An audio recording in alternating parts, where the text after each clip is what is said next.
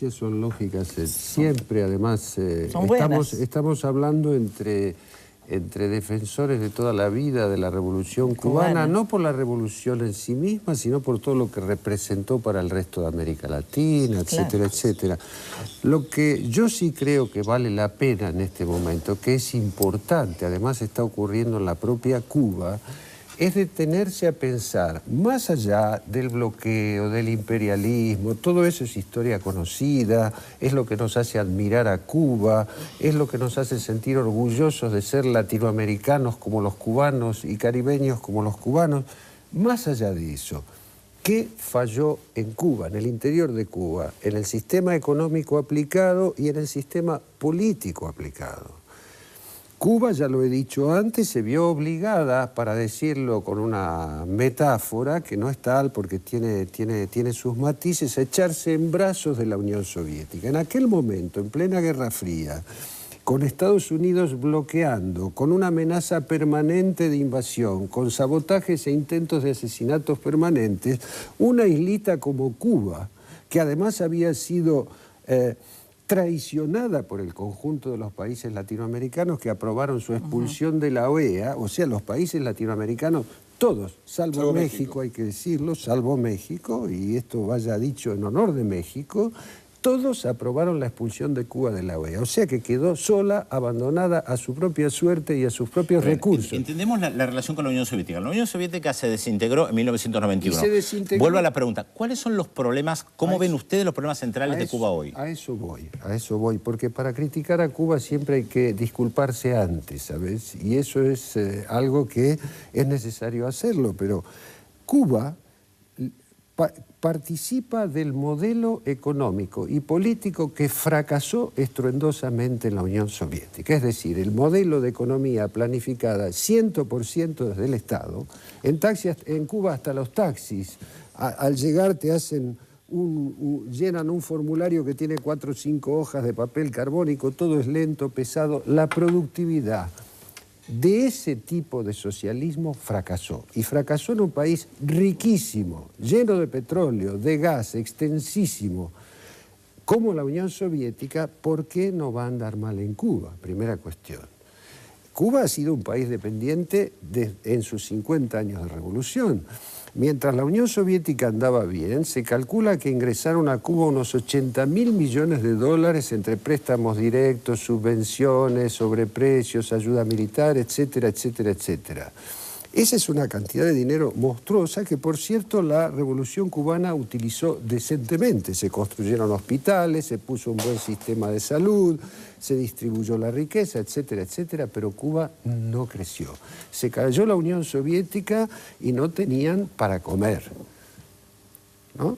Esa es la pura verdad, tenemos que aceptarlo, por más admiración y orgullo que nos provoque la Revolución Cubana. Un poquito de Estela y ya no sabemos que... Lo que pasa es que si se analiza así, parece que Cuba se desplomó solamente... No, porque Cuba había empezado a tomar otros caminos, había empezado a tomar caminos en la producción, empezó a hacer cambios radicales. Si esto se veía venir desde hace un tiempo, incluso el Che Guevara veía venir desde hace un tiempo toda esta situación.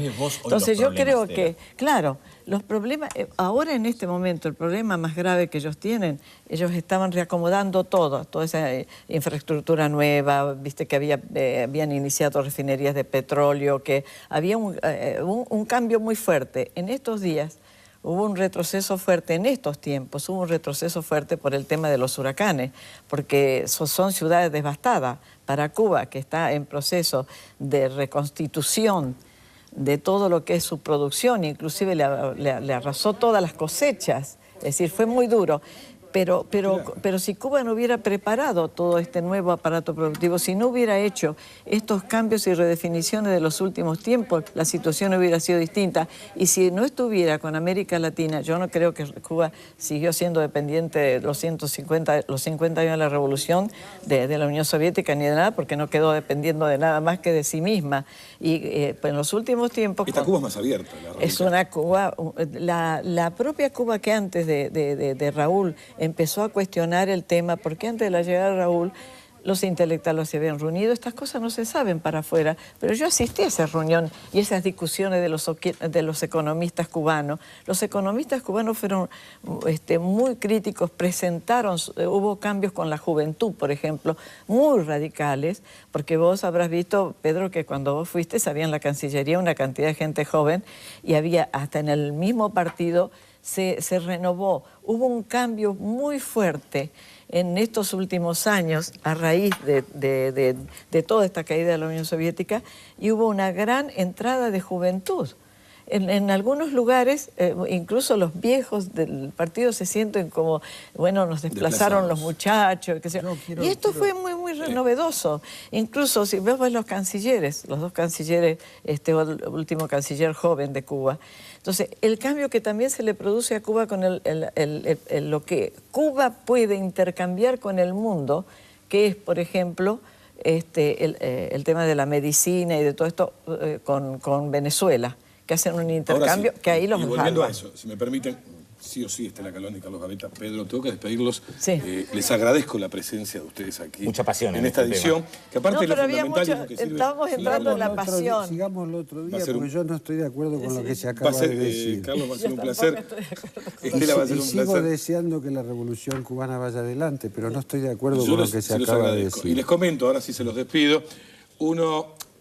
Vamos a dejarlo contestar un poquito. ¿Qué quiere contestarle Estela? No, simplemente que lo que dice Estela es cierto, pero esos cambios han sido puramente cosméticos. No.